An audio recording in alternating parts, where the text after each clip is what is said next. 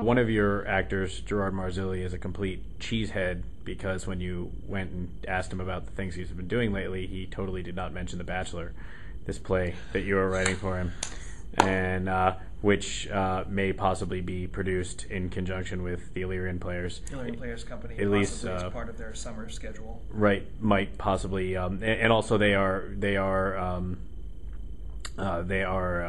You know, it does. We've been working on it with several members of that Carly company. Weckstein, Caitlin Huey, and Caitlin Meyer, who's also an 8-sided player. Yes. Yeah, and so you're several drafts in, and you're on like 4 drafts and 2 table reads in. So tell us about that. How's that going? Tell us about Bachelor.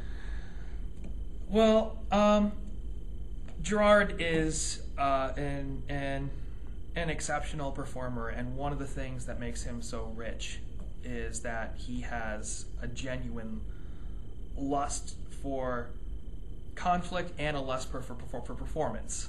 And the cool thing about Gerard is that the two are not at all exclusive. He approaches conflict as a performance.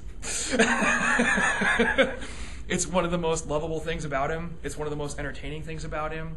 And it constantly challenges him to become a better actor on both fronts because he's never satisfied with either.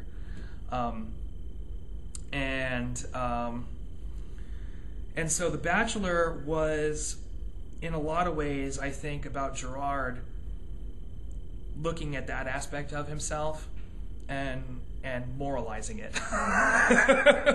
So we decided he was raised Catholic. Yeah, exactly. So we decided to write a play about how Gerard's the devil. But, you know, a lot of the best devils look at conflict as performance. You know, you look at Tim Curry's Monster and Legend, and that's all it is. You know, is that same lust and that same passion and that same sense of fun. So we wanted to do something that embraced that sense of fun while at the same time asking every single possible question about whether or not that's okay and whether or not that's acceptable on a social level, whether it is in fact right or wrong. So we're telling the story about the devil's seduction of the woman who will give birth to the Antichrist. And there's going to be a few women involved. There's we'll call it a culling process involved. This play is, that's a sexist play.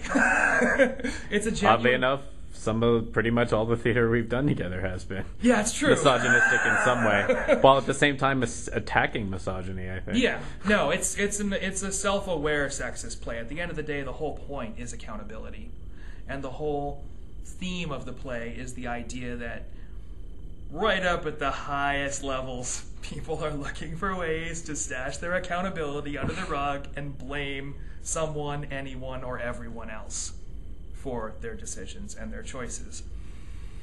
And in the case of the devil, you know, it has been written what will become of all this. So at the end of the day, he does have some pretty great excuses, and he leverages them. But the play is about wrapping the audience up in that accountability, and that's both fun and disgusting.